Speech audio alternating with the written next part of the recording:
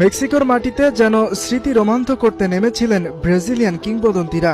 Ronaldinho, Adriano আর কাকার চোখ ধাঁধানো ফুটবলে সোনালী দশকের সুবাস যেন ফিরে এলো নতুন করে।